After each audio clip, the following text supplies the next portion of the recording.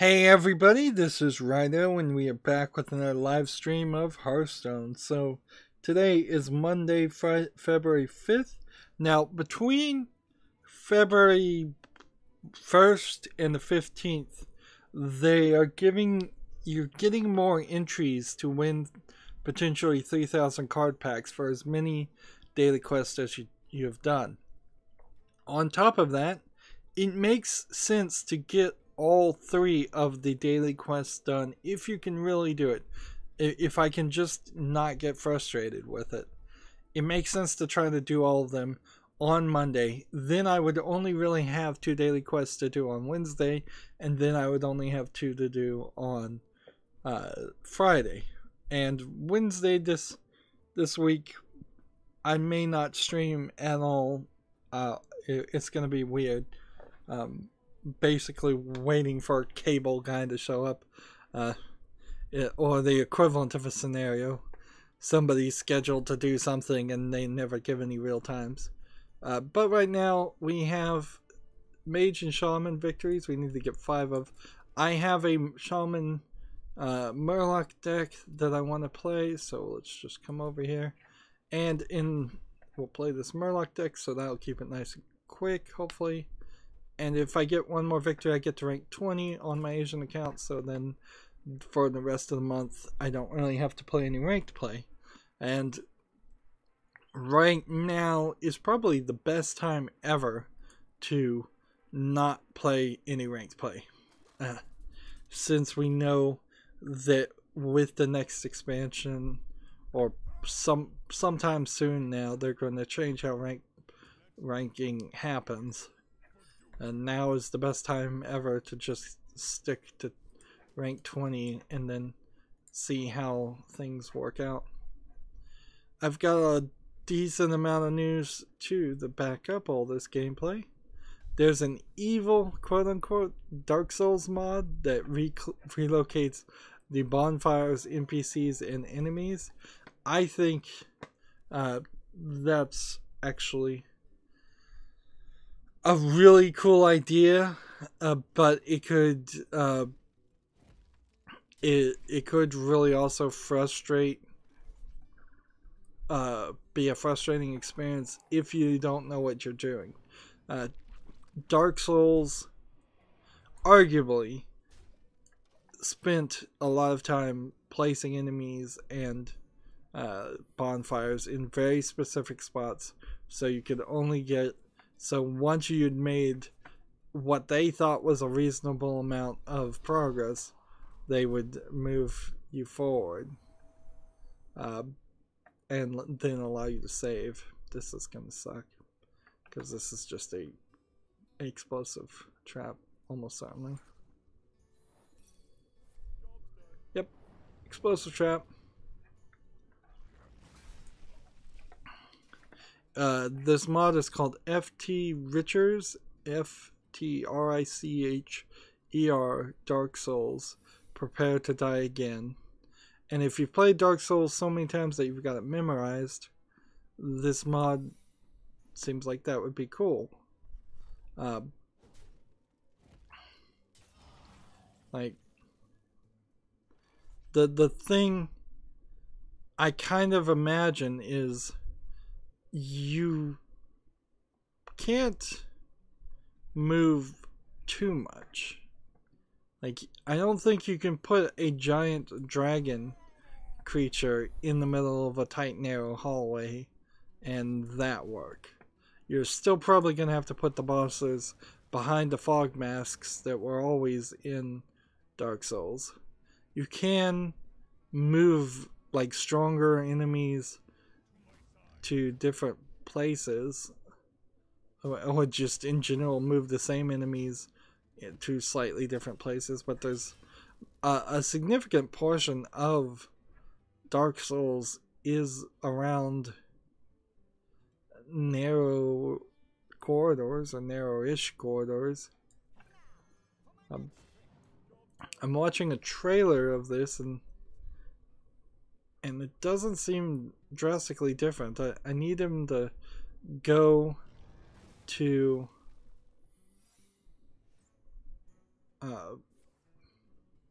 Need to go him to go where there's actually a boss. The trailer's right now in the graveyard, which is a relatively kind of early part in Dark Souls. That's a little bit off the beaten path, and they have a giant skeleton and a heavy armor knight in the area, which I'm pretty sure weren't there originally.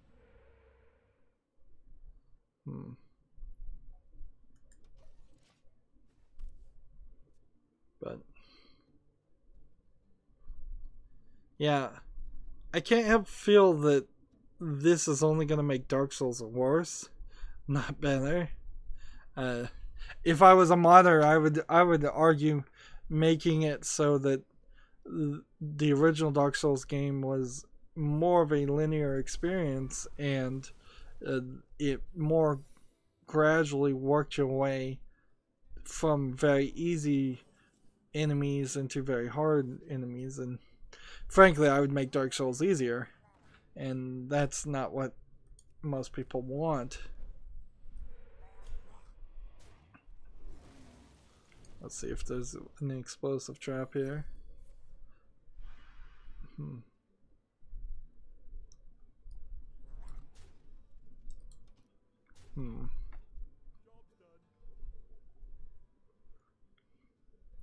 Yeah, it doesn't look like this video is going to do anything with any of the bosses. So this isn't like, I want to see him walk through a shielded, a fogged out section. It looks like it's kind of also not putting enemies in places that they weren't originally. It might be moving like, and in the demo he just fell off a cliff and died. I don't know if that was a joke or if that was an actual accident. There's our explosive trap to kill everybody. I really need to learn how to play better.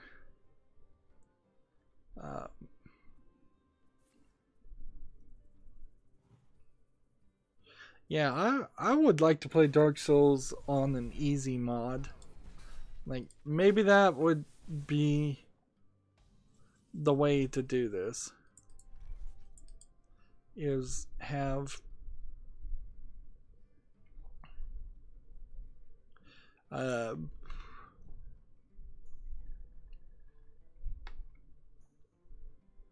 is get Dark Souls on PC, put an easy mod on it. Something I wouldn't be upset if there was a mod out there that just, it was impossible to die at.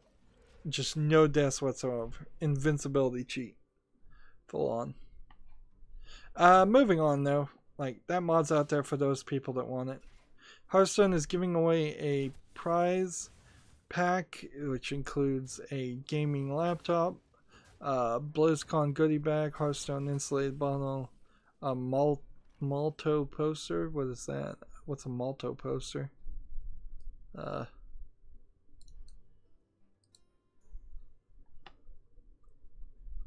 Let's see. Well, apparently Malto must be a character, because I don't even see a definition for a phrase Malto poster. A Hearthstone overside desk mat, and 7 Kobolds and Catacombs card packs, and there's 250 runner-ups with the Kobolds and Catacombs card packs. Well, I'll take a gaming laptop. Most of this other stuff I would probably not even keep, to be honest. But you know what? I am a sucker for a contest. You can't win if you're not in it, and if it's free to enter, might as well do it. It's not being run directly by a Hearthstone though, but I did retweet it.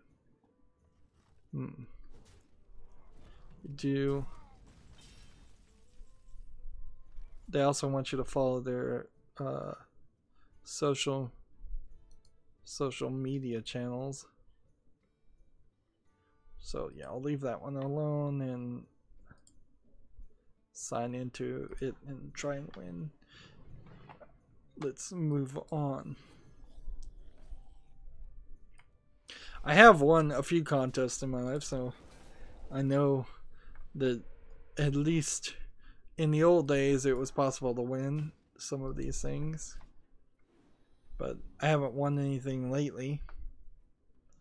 Death End Rigi semicolon quest has been delayed to April 12th in Japan.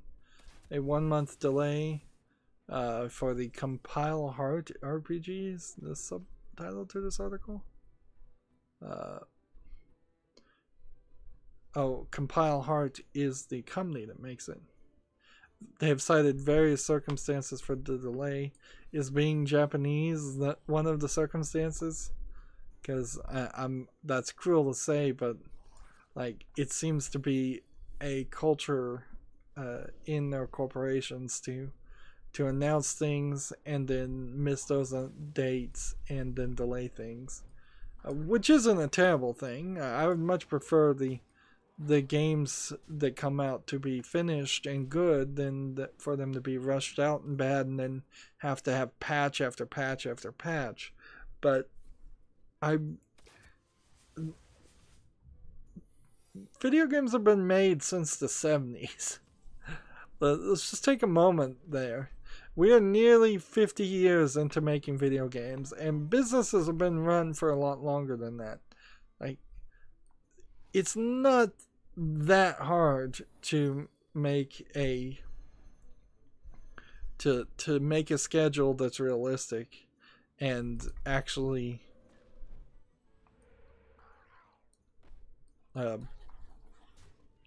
stick to that schedule.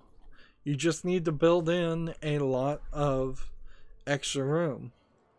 So the 1-month delay, it's just always add in a 1-month delay into your game, and then we'll see a lot less 1-month delays. Nothing really more to say on that though. Let's see.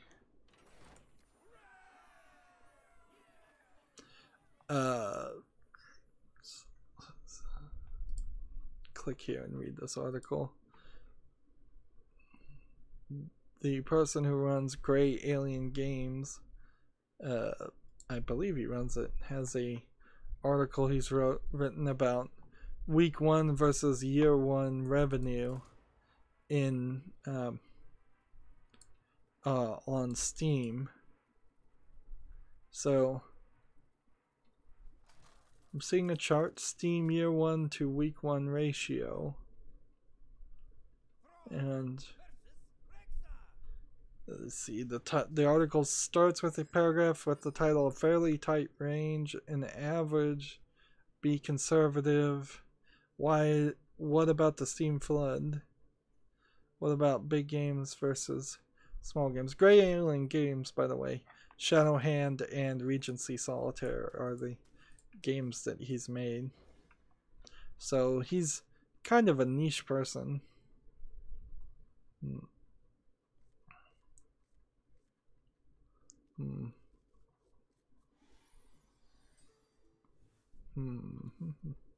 Can I use this chart to predict year 1 revenue? No, obviously not. Caveats.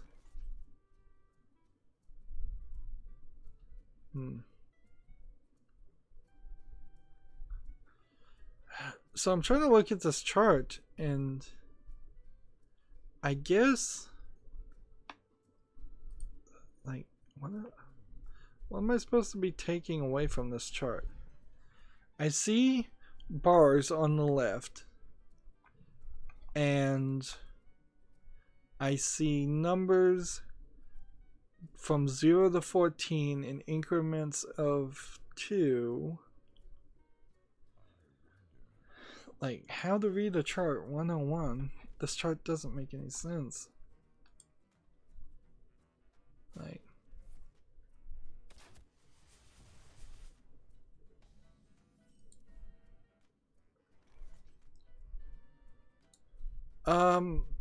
yeah, I can't even read it. So his article, since I have no interest in actually reading the article, I think what the chart was trying to tell me was that over time you'll find that, I guess over time with the new versions of Steam Discovery, week 1 sales are as high as 12 to 14 times higher than year 1 sales. So most of your sales are in the first week. But I could be reading that completely backwards. It could be that year 1 sales are 10 to 12 to 14 times higher now. I could be totally in the wrong direction there. Let's go ahead and just kill this one with this, and kill that with that.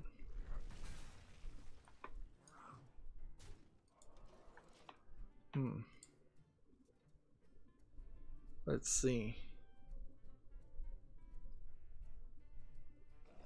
So I don't fully know much about this story, but Dr. Disrespect has returned to PUBG, sets a new record on Twitch.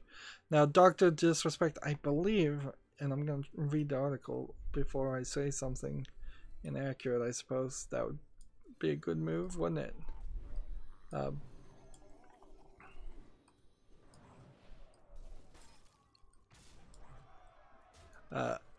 Let's read this. 387,000 concurrent viewers, surpassing Tyler's 382,000 concurrent viewers set as far as the highest number of viewers at the same time. When you see that number, if I'm just to say something as somebody who's kind of still committed to YouTube for the moment, like, if your entire lifetime amount of views on one video is only going to be 387,000 views, you're a small-time YouTuber at that point. Like, that's not the million views or 500,000 views or the 5-6 million views that a PewDiePie video can get over time. Let's see. Yes, here it is. Apparently on screen he either confessed or got caught, or maybe on one stream he got caught cheating on his wife, or whatever. Infidelity is all it says here. I assume it's his wife. And so he eventually came out and confessed that, and now he's back. So he's done some good old-fashioned YouTube drama, in my opinion, on Twitch, and he's been handsomely rewarded for it with interested people. I would take a moment to point out he has what looks like a ridiculous haircut and a fake mustache on, and he certainly has a different name. So, like, I kind of question how much of a character anybody is on YouTube or Twitch. So maybe this is all according to plan. Like, and when it comes to YouTubers and conspiracy theories and the thought that they would just set up a character and fake infidelity and try to create drama, like, I know it's happened. So, like, maybe that's what's happening here. Maybe it's not. This guy is a PUBG player, and I don't think really anything else. Like, in a weird way, I feel no connection to streamers that are just playing games. Like, if that makes anything. I look at myself as a video game critic. When I play a game, I'm looking at it from a critical eye. I'm trying to criticize it. Which often makes it sound like I'm just always being negative, which in a sort of way. Sometimes I'll try and applaud the good things, but if the good things are blatantly obvious, they don't need to be pointed out, in my opinion. But people who just play PUBG, people who just play Call of Duty, they're just video game streamers. Some might argue they're not even, they don't even have a fair use claim, depending on if they're doing any kind of commentary. Like, at best, I might be able to elevate a streamer to a commentator on their own gameplay and the experience they're having if they add some commentary. But if they're just playing like copyrighted music, either from the game or from outside the game, and they're never speaking, or the only time they speak is to talk to their fellow players or talk to the audience, like, they're just kind of using the game in a different way. And I'm not a copyright lawyer per se, so, or at all, so I think I just lost on the second turn there. It's just kind of not something I'm super connected with. And that's also kind of weird when I try to, like, watch even PewDiePie. Like, a lot of his streams out there are just him playing games, and so I don't watch any of that. In fact, I don't watch very many, if any, video game critics play games, because, like, the only real reason I'd want to see a video game critic play a game when they're not going to criticize it, which is often how they try to break up their channels in an odd way. It's kind of a backwards way. Like, all I find out when I see most critics play games is that they're bad at games, sometimes unacceptably bad at games, or a lot of times you'll have people that don't want to play any games in any serious manner. They just want to play ridiculous games. And sure, like, I'll play Honey Pop because it's a ridiculous, silly game, but I wouldn't play Honey Pop every Friday, which there is a YouTuber out there that's a video game critic that does that. Or he doesn't play Honey Pop, but he plays a game like Honey Pop. Streaming has oddly split and divided people into different groups in my mind, where you have video game players who stream themselves playing, and then you have critics who are criticizing the game. And often critics don't do like I do, and they do edit their gameplay down to just the parts where they're actually using it as direct examples of what they're talking about. And that's too much editing for me. Of course, it certainly has occurred to me that if I could afford to pay an editor, I might just pay somebody to go through my long plays and turn them into short plays. Go in there and edit out all the times I say this game sucks or this game's great, and put that in a collage.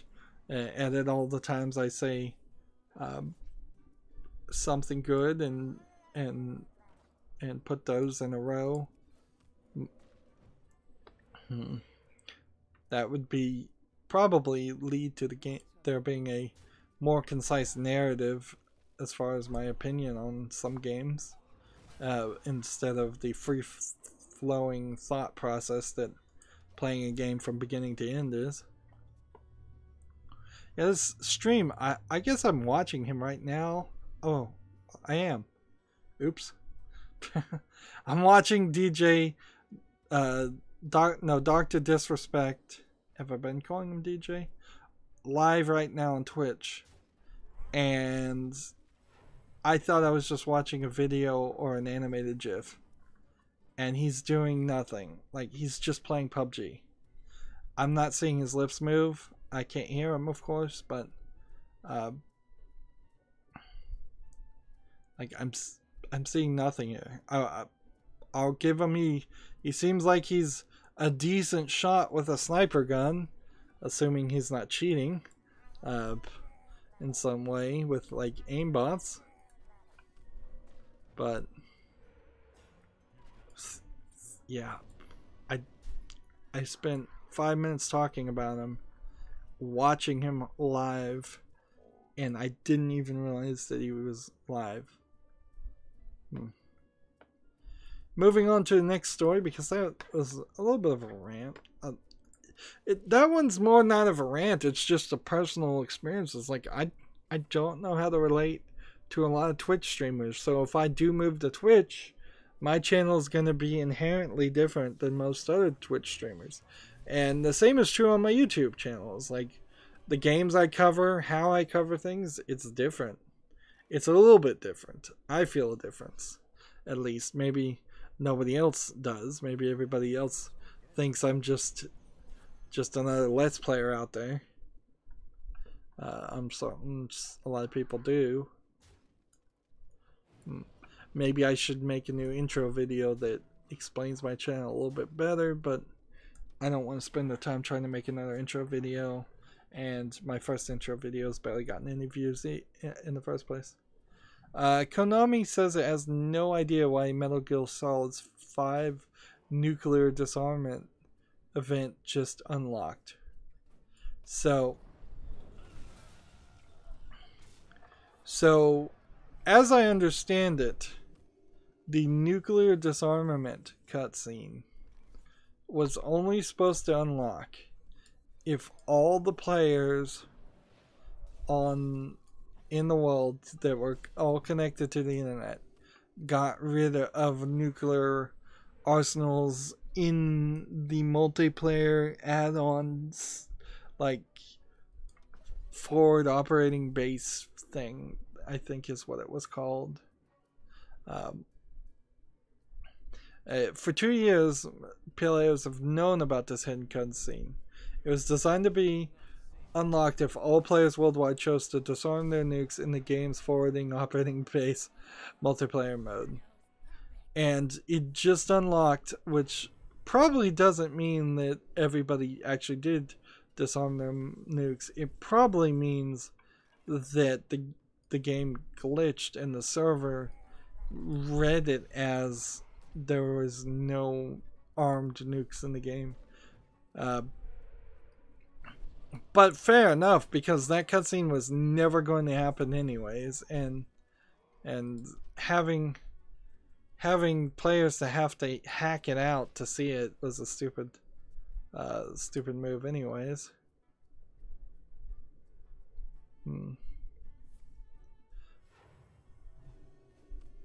Let's see. The cutscene itself is on YouTube.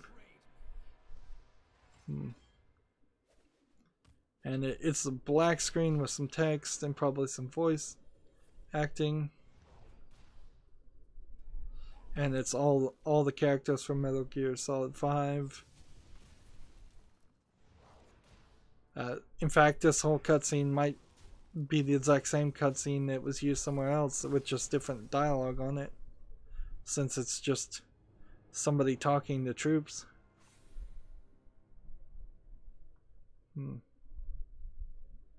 There's a big metal monument. So I guess with that metal monument, the stone monument, it's not a metal monument.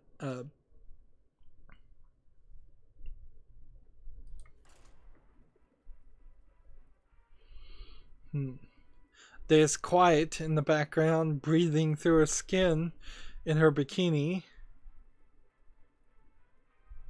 And one of the Metal Gear Solid main characters. Like,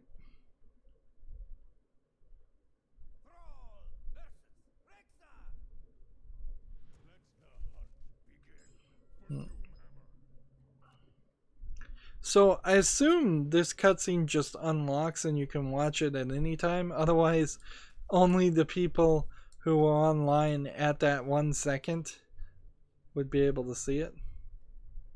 So what's the other?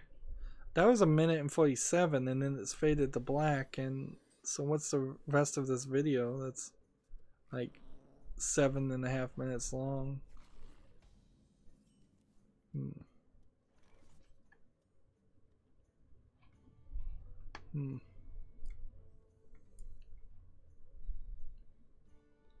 Let's end the turn here.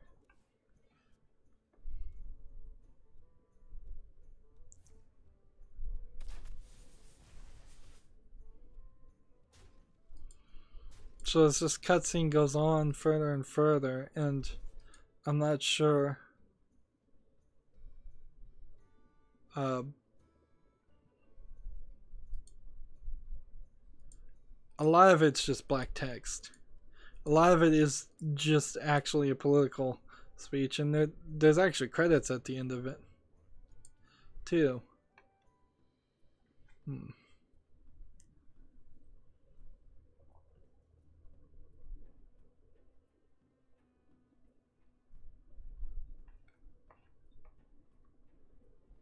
So, in a weird way, nobody's ever going to spend the effort to try to legitimately denuclearize the entire world. Like, this really is a social experiment of the dumbest kind. Like, there have been smaller scale social experiments that prove that human beings in any large groups, there will always be one person who will be a bad actor. Now you can accept that and make rules and ways to try your best to protect society against that single bad actor, but you can never expect this utopian vision that there will never be a bad person ever in all of humanity, until I suppose at the point where we can just fully control people's brains. And at that point, I don't know if you would even classify humans as humans if they don't have individual freedom.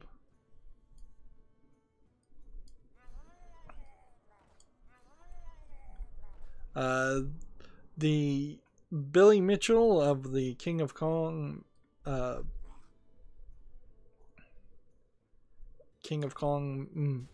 documentary, which I watched and enjoyed it alright. It got a little long. Has been kicked off the Donkey Kong leaderboard for allegedly playing on MAME emulation instead of real hardware. And because if he was playing on MAME, then that opens up the door that he was potentially changing things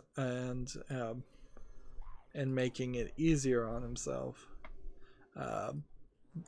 Particularly in the story, it's like Steve Wiebe, I believe is the other character in King of Kong, was able to beat one of his high scores, and then in King of Kong, Billy Mitchell submitted a video of him like 3 days later beating the high score that was just beaten, which they think at that point he was using MAME. He has, I believe, he has in the past, I believe, gotten high score.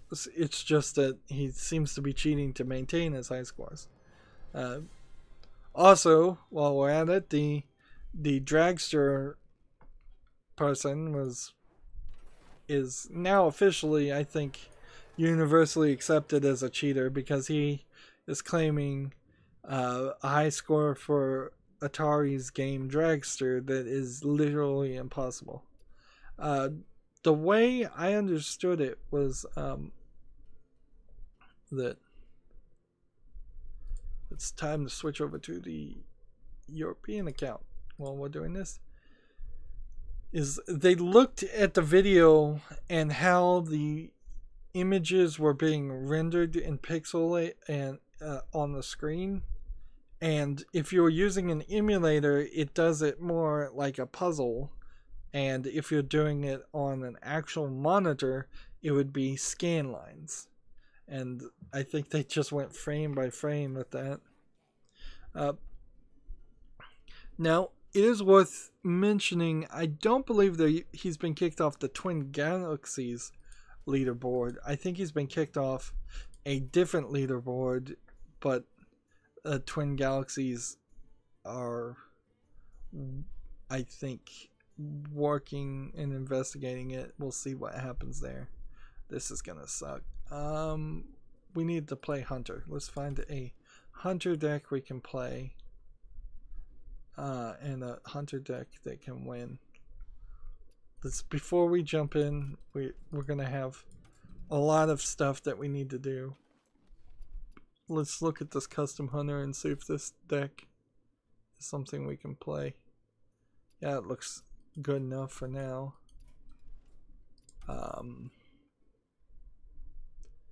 And we're already at rank 20, so we can play casual and just hop in here and try to get some quick victories, hopefully.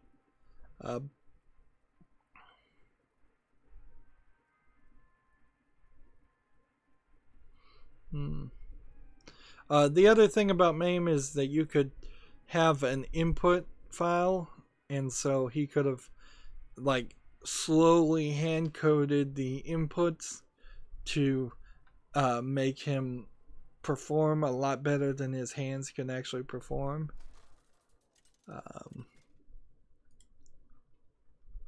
It's also worth pointing out that at the moment, the person with the highest score on Donkey Kong is not Billy Mitchell or Steve Wiebe.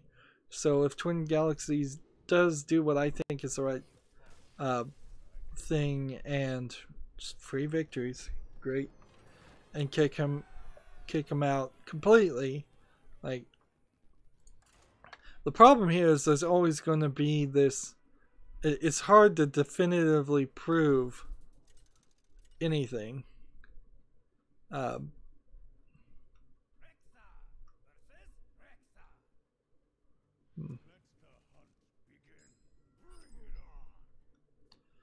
But I think it's pretty obvious how that he cheated, and if it is obvious that he cheated, I think all his scores should be thrown out. I would say this probably for anybody. If you cheat and your life is built around, or you've bothered to submit any kind of high scores and you've been caught cheating once, I think none of your scores are valid at that point.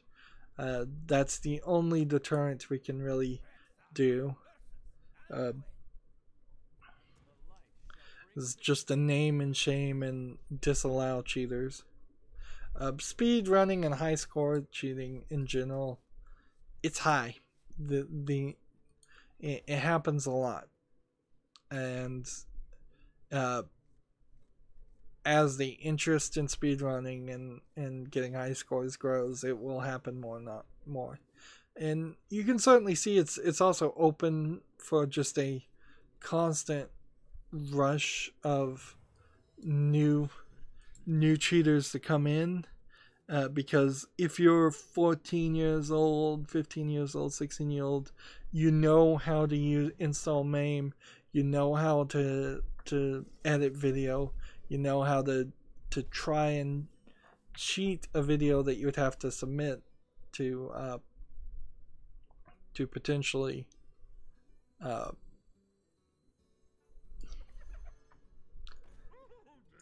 like,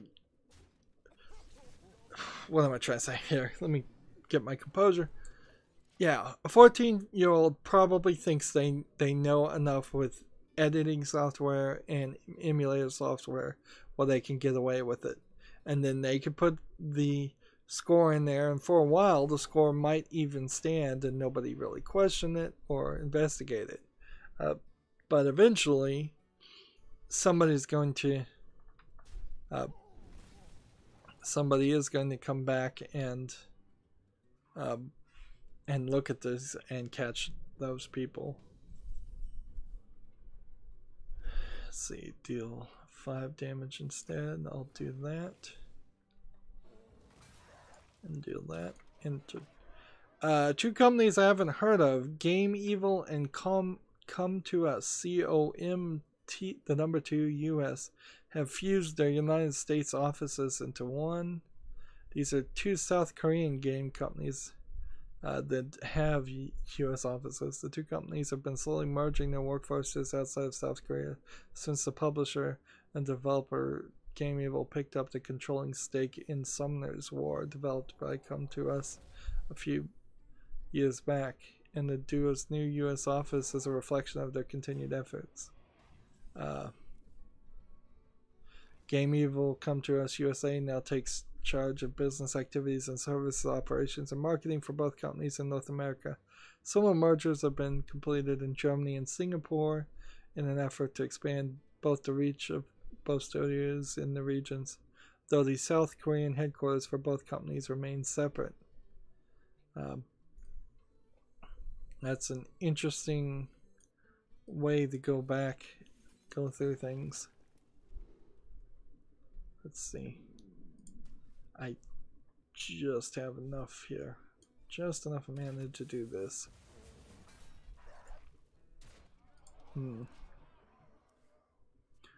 Let's see. Other games they have are Dragon Blaze and Krika the White Knights. All games I haven't heard of. So that's real news. It's just not really interesting news to me. Gamasutra has an article called "The Steam Winter Sale Data and the Effects of Front Page," a front page feature, which it's probably pretty obvious. Let's see, summon a random companion. There we go. And then this. And then this. And then attack.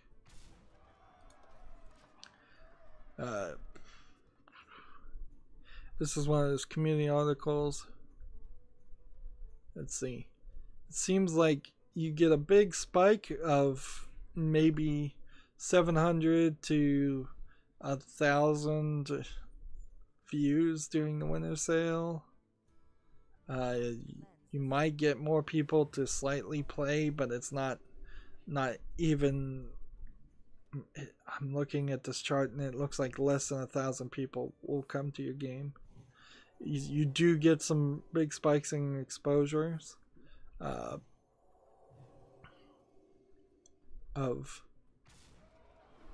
then sales. Let's see. Pre-sales are up by 3.18% according to this chart. During the sale, it's up by 2.4%. If it's featured, it's only up by 0.22%. But post being featured, it's at 1.73%. And I wonder why featured would be the least increase of anything. There. This guy just got tired of waiting. That works. That works perfectly fine for me.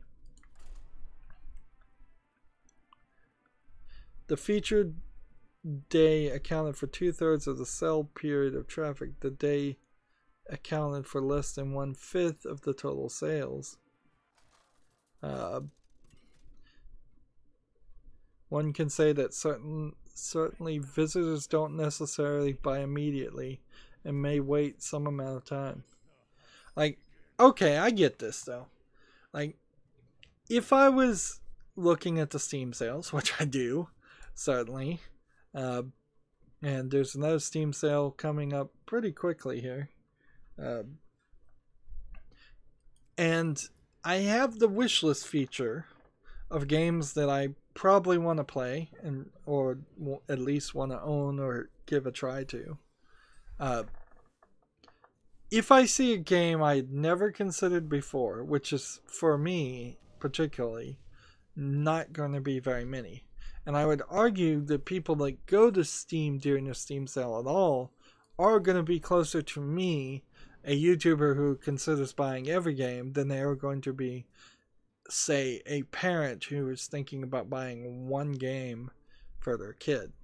And if you are a parent trying to buy games for your kid on Steam, the better way would just be to give them Steam credit and let them pick for themselves, in my opinion. Let's just kill these two.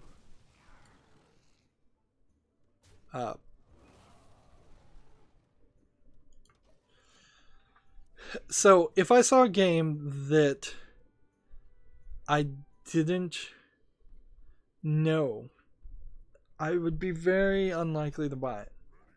It would have to be at least 75% off. It would have to be something that totally slipped under the radar. It would have to be something that I just haven't seen. And see, this next paragraph in this article talks about wish lists. And it says that there was definitely a spike in people wish listing their games. I didn't know they got those metrics. So video game developers out there know that I've wish listed their game, which opens up the question, could somebody know I wish listed their game and then send me a Steam code at some point in the future? This is all around the game Cogmind, which I'm not sure Cogmind is as fair of a representation anyways. Like, you're really basing a lot of these metrics around one game that I don't think too many people would have paid for anyways. Top sellers per category during the winter sales. EA games, that's a category apparently, are, I guess, the highest. Man, I'm having a hard time reading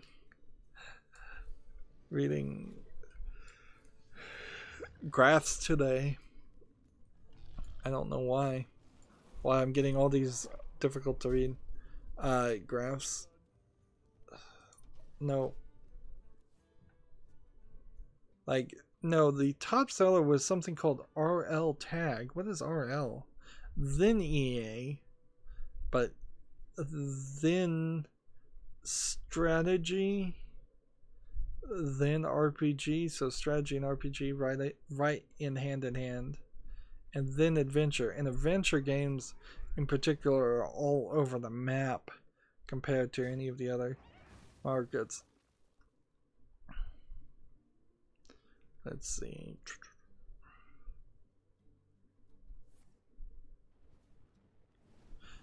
Maybe Cogmind was published by EA? Because this next thing says Cogmind Steam revenue months 1 through 3.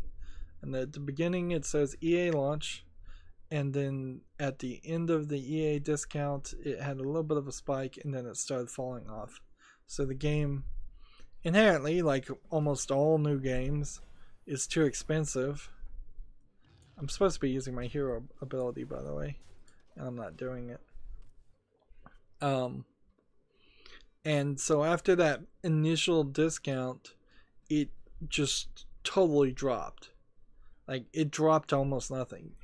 So the first week of sales for games on Steam probably is 10 to 12, 14 times higher than the rest of the first year. Although this graph is only the first 3 months. There was a random spike at one point in a couple of places. Then the autumn sale gave them a sustained spike that was slightly less than the random spike. And then the winter sale came in and gave them some major spikes. They got them, after being front page featured, to almost half of what the initial launch amount of sales is. And then the sale ended, and as the sale ended, it went right back down to almost nothing. And clearly it's like the market is being saturated.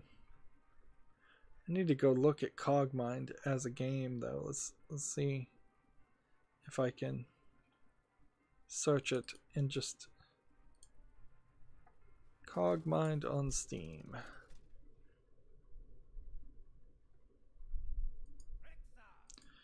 Well, I can tell you right on the face of it why this game didn't sell as good as other games would have. It's a like 2D ASCII art game, very dark, unimpressive visually, looks like it's full of text. It's everything I would hate to play in a game. According to this, it's publisher's Grid Sage Games, which is the same as the developer too. And it's an early access game, and it's $20. So like that whole article kind of means nothing, and we went through it and wasted everybody's time because it's an article written by somebody who made a bad game that's still in early access and isn't really worth even a mention right now.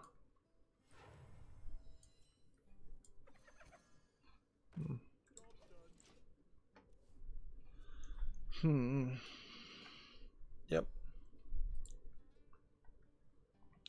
That being said, if I could just put out some random thoughts on Steam sales.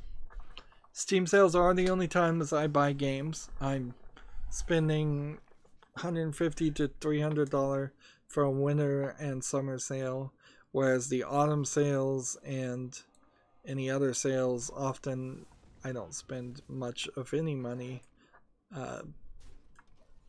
And then if I get a rare coupon, I guess I'm gonna spend that too.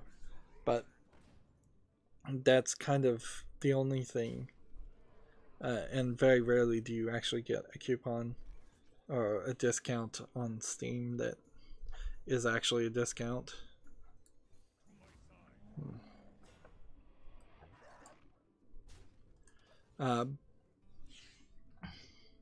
So they do get me to buy things, but they don't get me to really buy new things. Every single Steam sale, if you want to get the trading cards, if anything, what Steam sales do for me is they trick me into spending way too much money on trading cards when the right amount of money to spend on trading cards is zero. Just trying to get my level up to maybe get free packs, to maybe have more people friend me. Yeah, the whole system's kind of crazy. How did they manage to kill my guy? That's annoying. Alright, let's do this and this and start using our hero ability.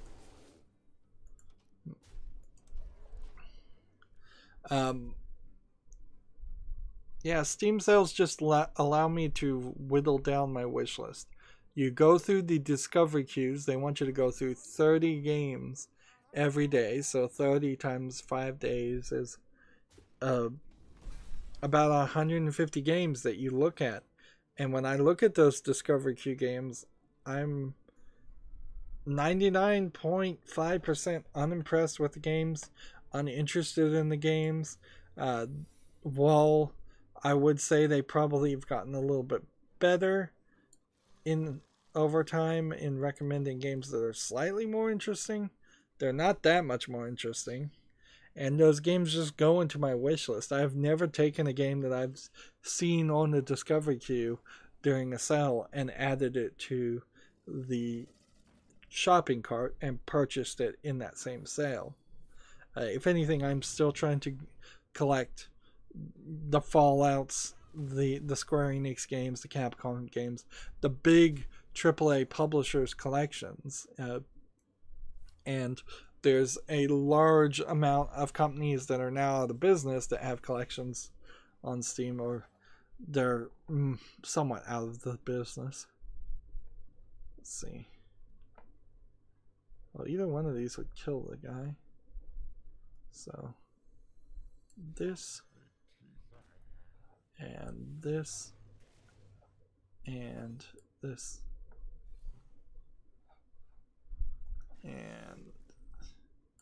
that.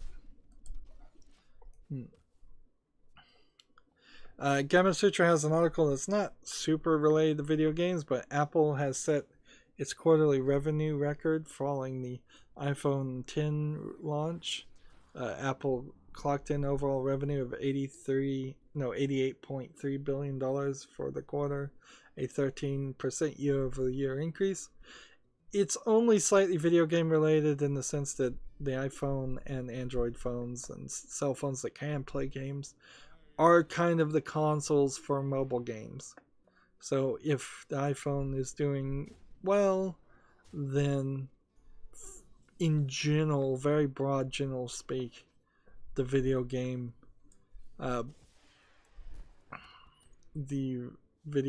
industry on mobile is doing a little bit better too. Let's see, hit that, and then hit that, end the turn.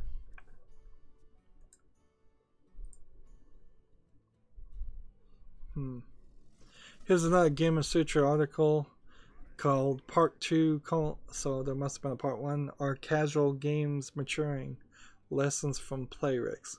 I can tell you the answer to that right now is nope. Maybe the people that play casual games are getting more savvy, but there's always going to be a new baby, someone who was literally born yesterday, that will grow up to a 2 or 3 year old that will play casual games. And so they will still be very much open to predatory things such as microtransactions in casual games. And until we have laws to quite literally baby-proof casual games in the same way that we would baby-proof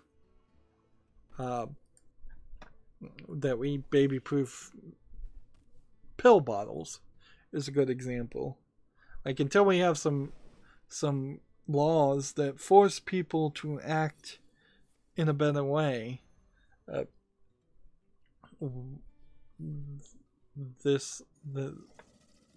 just won't ever happen.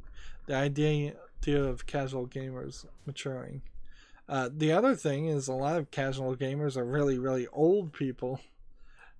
So when you put that as a factor too, there's no level of maturing that a 60 or 70 year old is going to do. It's just not going to happen. They're as mature as they'll ever get, and they're probably going to get less mature and stuck in their old ways. But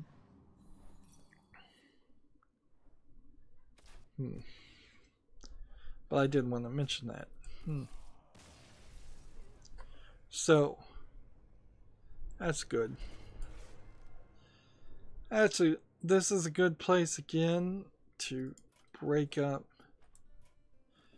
I feel like we're gonna do a lot of silent post play here. I still have a decent amount of news, so we can go into a third recording, which is good.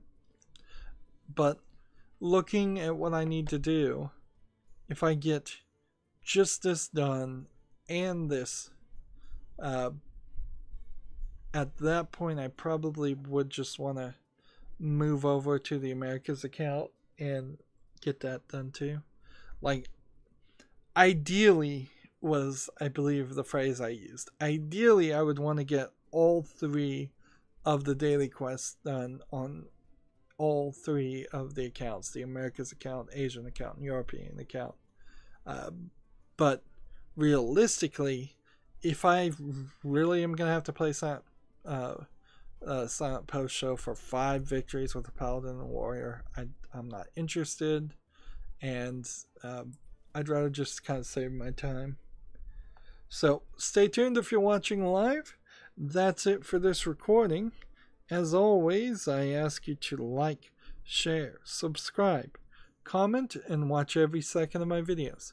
If you want to friend or follow me on any social media sites, there's a whole bunch of links down below in the description box. If you like what I'm doing and want to support me, gift me a Steam game. That helps more than watching ads. Thank you for watching. Have a good evening.